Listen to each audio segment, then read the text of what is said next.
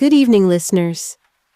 Tonight, a new voice joins the Nightwave English broadcast. My name is Elara, and I'll be your host for this quiet story from Havenport. In tonight's episode, we visit a small bookstore that stays open after midnight. A young woman enters to escape the rain. She thinks she is only waiting for the storm to pass. But between the shelves, the warm lights, and the sound of rain on the windows, she finds a sentence that changes the way she listens to the night. This broadcast is made for slow listening, calm learning, and natural English practice. I'll speak slowly and clearly so you can relax, follow the story, and improve your English little by little. Welcome to Nightwave English. Tonight's story is called Midnight Bookstore. But first, let's begin with the weather in Havenport.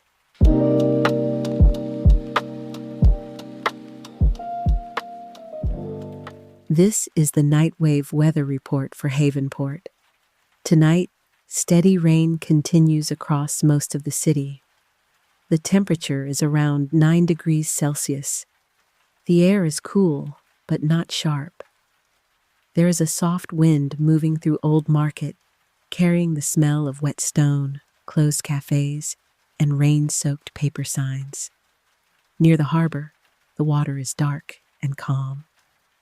Near Lumen District, the apartment balconies shine with raindrops. And around Old Market, most shops have closed for the night. The bakery is dark. The flower shop has pulled down its metal gate.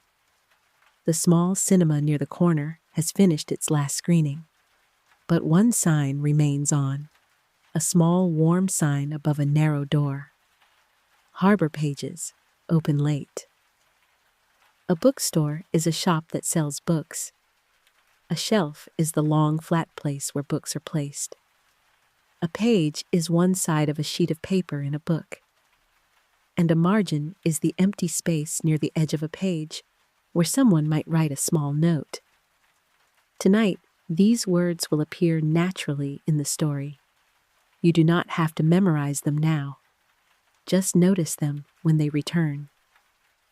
Tonight's main expression is to read between the lines. This expression does not mean reading the empty space between written lines. It means understanding something that is not said directly. Sometimes people say one thing, but feel another. Sometimes a story tells you more than the words on the page. Sometimes, to understand a person, you have to read between the lines. Keep that expression with you tonight. To read between the lines. To understand what is hidden quietly beneath the words. And now, let's begin.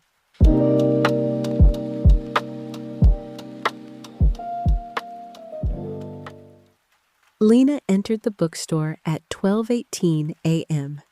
She had not planned to go inside. That was important. Some places are found by planning. Others are found because the rain becomes too heavy, the streets become too empty, and a warm light appears exactly when you need it. Lena had been walking home from the hospital, where she worked as a receptionist in the evening. Her shift had ended late. A shift is a period of time when someone works. Some people work the morning shift. Some work the evening shift. Some work the night shift. That week, Lena had worked too many evening shifts. Her eyes were tired from looking at screens. Her shoulders were tense from answering phones, and her mind was full of small, unfinished thoughts. She had planned to take the tram home, but the tram was delayed. Then the rain became stronger. Then her phone battery fell to 3%. So she started walking. At first, it was only a drizzle, soft rain, almost pleasant. But by the time she reached Old Market, the rain was falling hard enough to make the streetlights blur. Blur means to become unclear. A face can blur through wet glass. A light can blur in the rain. A memory can blur with time. Lena stopped under a shop awning and looked down the street. Most of the doors were closed. Most of the windows were dark, but one place was still glowing. Harbor Pages. The bookstore stood between a closed tea shop and a narrow staircase leading to apartments above the street. Its windows were filled with books, small lamps, postcards, and one handwritten sign, "Open until the rain slows down." Lena smiled. Not open until midnight.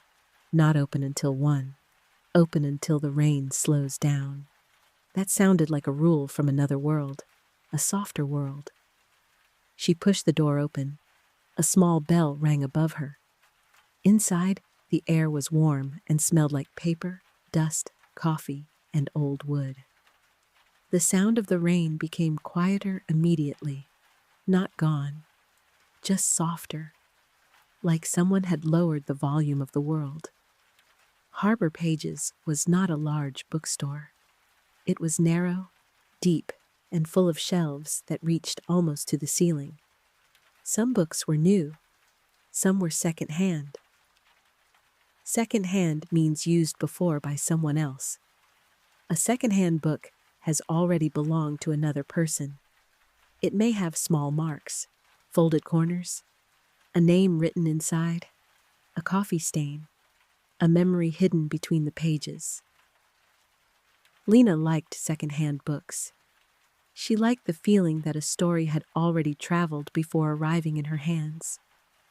Near the front desk, an older man was placing books into a cardboard box. He had gray hair, a dark green cardigan, and round glasses sitting low on his nose. He looked up and gave Lena a calm smile. He did not ask why she was there so late. People who work in bookstores know that every visitor has a reason, even if they cannot explain it. Lena said she only wanted to wait until the rain became lighter. The bookseller nodded and told her that the chair near the travel section was dry, warm, and available. He did not say much more. That was good. Lena did not want a conversation. She wanted quiet. She wanted a room that was not her apartment. She wanted to hear the rain from somewhere safe. So she walked between the shelves.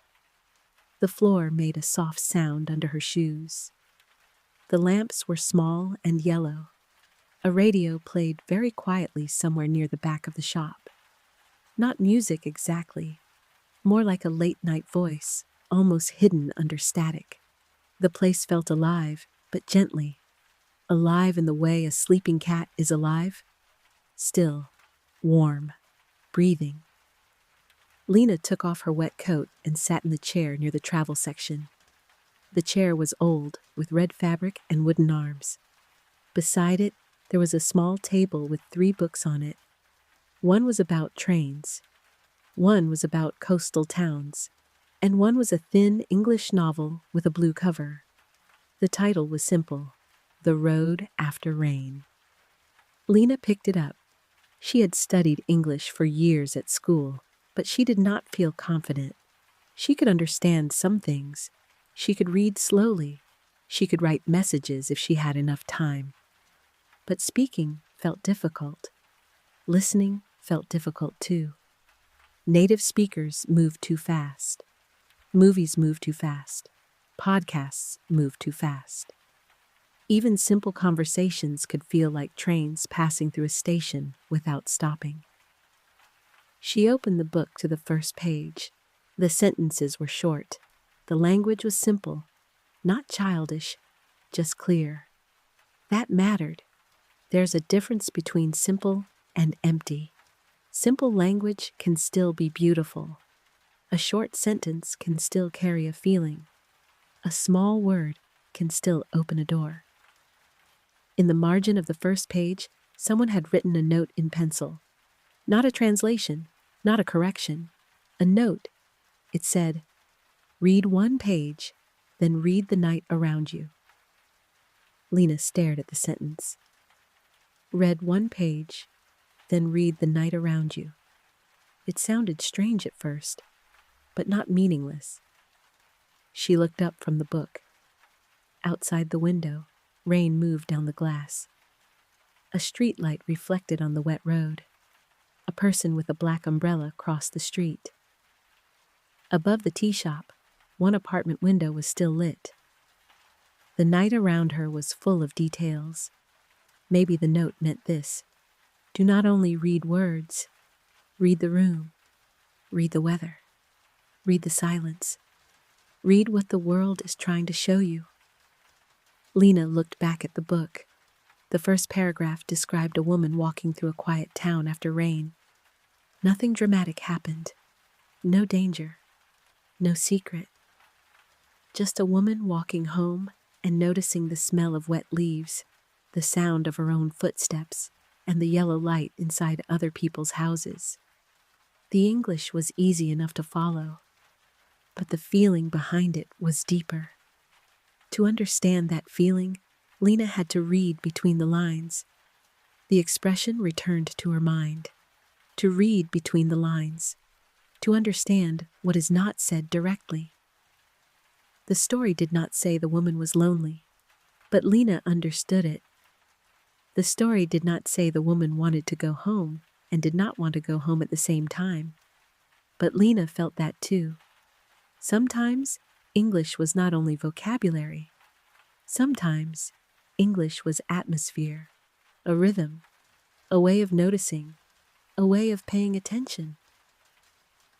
Lena read another page, slowly, without trying to understand every word. When she found a word she did not know, she did not stop immediately. She continued. The meaning often appeared a few sentences later, like a light behind a curtain, not clear at first, then slowly visible. On the second page, there was another note in the margin. This one said, "Do not translate everything. Let some words stay in English." Lena smiled. She'd never thought of it that way. Usually, when she read English, she tried to translate every sentence into her own language. It was tiring, very tiring, like carrying every word across a bridge one by one. But maybe not every word needed to cross. Some words could stay where they were. Some words could be understood by feeling. Rain, window, street, home, alone, again. These words were not difficult anymore. They had become familiar. Familiar means known and comfortable. A familiar street, a familiar voice, a familiar word in a language that once felt far away. The bookseller passed quietly with a small cup of tea. He placed it on the table beside Lena without interrupting her. She looked up, surprised. He simply said that rainy nights were better with tea. Then he returned to the front desk. It was not a big gesture, but it made the bookstore feel even warmer. Lena wrapped her hands around the cup. Steam rose slowly. Steam is the warm white air that comes from hot tea, coffee, soup, or water. It moved upward and disappeared in the yellow light. The rain outside continued. The radio near the back of the shop became a little clearer. A calm voice spoke about the harbor weather, late buses, and slow English listening. Lena listened for a moment. The voice was not trying to entertain loudly. It was simply there, steady, patient, like a lamp, like the rain, like a page waiting to be read. If this quiet broadcast is helping you relax and practice your English tonight, you can like this video, leave a comment with a word you learned, or subscribe to Nightwave English. There will be more slow stories from Havenport, more rainy nights, and more calm English waiting for you after midnight.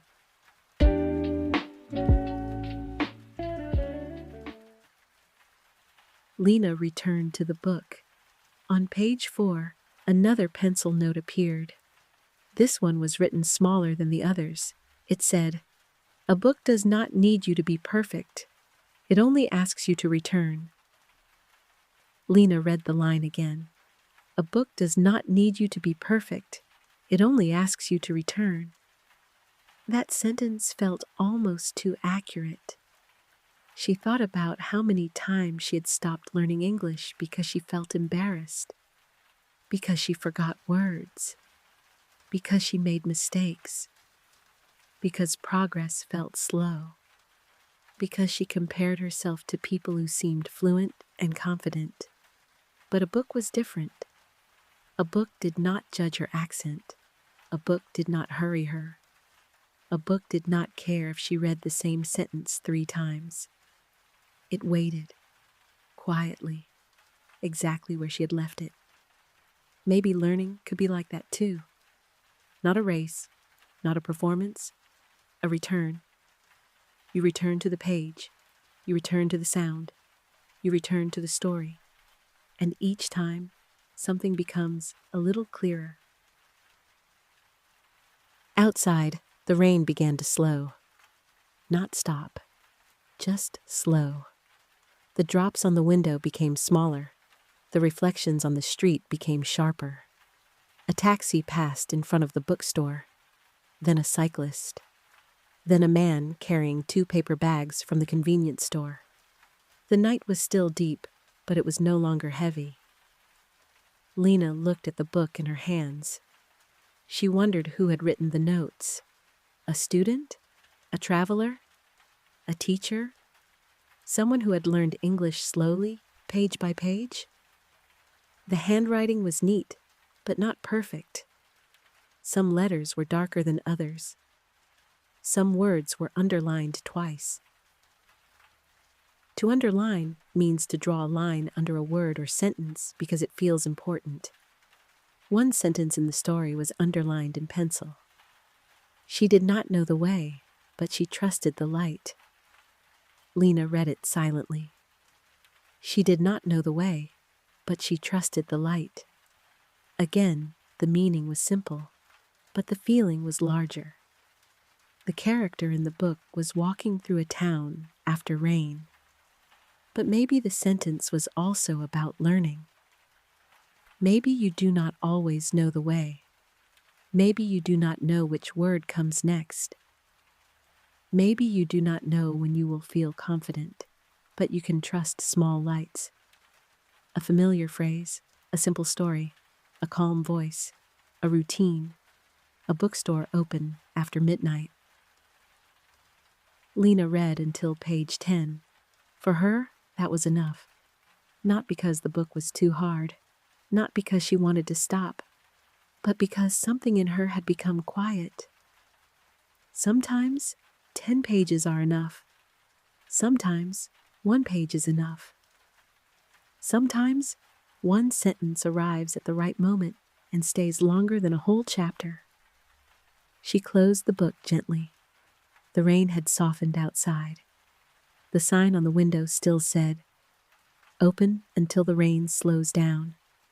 It had slowed down now. The bookstore had kept its promise. Lena stood and brought the empty cup to the front desk. The bookseller was writing something in a small ledger. A ledger is a book where someone records information, often in a shop or business. Lena asked about the pencil notes in the book. The bookseller looked at the blue cover and smiled. He explained that some readers left notes in secondhand books. Most of the time, he did not erase them. He believed that notes were part of the journey of a book. He said a secondhand book carried more than one story. There was the story printed on the pages, and then there was the story of everyone who had read it. Lena liked that idea. A book with more than one story. A language with more than one meaning. A sentence with something hidden between the lines. She bought the book. Not because she was sure she would finish it quickly. Not because she understood every page. She bought it because she wanted to return. That felt like enough. Before leaving, Lena opened the book again to the first page. The bookseller gave her a pencil. She thought for a moment. Then, in the margin below the first note, she wrote one sentence of her own. Slow reading is still reading. She looked at the sentence. It was simple, but it was true. Slow reading is still reading. Slow listening is still listening. Slow progress is still progress. The bookseller placed the book in a small paper bag. Outside, the rain had become gentle enough to walk through. Lena put on her coat. She thanked the bookseller. The bell above the door rang softly as she stepped back into the night. Old Market was quiet. The street lights reflected in the wet road. The windows above the shops glowed softly. Somewhere far away, a tram bell sounded. Lena walked slowly, not because she was tired now, because she wanted to notice things. The sound of water under her shoes, the smell of rain on stone, the warm square of light from a kitchen window, the dark shape of a cat under a parked car. The book inside her bag, resting against her side. She had read 10 pages, but the night felt different. Not because the city had changed, because she was reading it differently. And that is the end of tonight's story.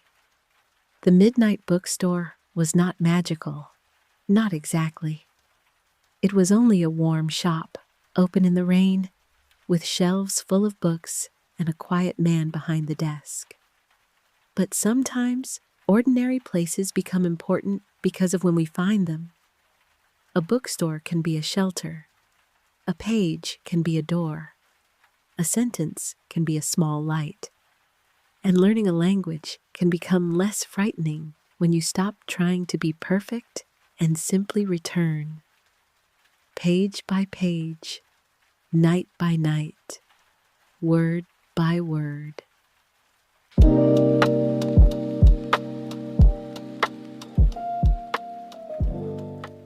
Before we close tonight's broadcast, let's stay for a moment in Havenport. It is after midnight now. Old Market is almost asleep. The rain has slowed, but the streets are still wet. The windows of Harbor Pages glow warmly behind the glass. Inside, the bookseller turns off one lamp, then another. The shelves become darker. The red chair near the travel section sits empty again. The cup of tea has been washed. The blue book is gone from the table, but the room still holds the feeling of someone having been there. Outside, Lena walks home with the book in her bag. She passes the tea shop, the bakery, the closed cinema, the tram stop where the schedule shines under a plastic cover. She is still tired, but less heavy. That is different. Tired means the body needs rest. Heavy means the heart has been carrying too much. Tonight, the bookstore did not remove everything. It simply made the night lighter. Across Havenport, other small lights remain. A lamp in a hotel room above the harbor. A taxi sign moving through wet streets. A train window disappearing into the dark. A desk lamp in Lumen District. A radio studio above the city, still broadcasting softly into the rain. These lights do not solve everything, but they help. They remind us that we are not the only ones awake, not the only ones learning, not the only ones trying slowly. And maybe that is enough for tonight.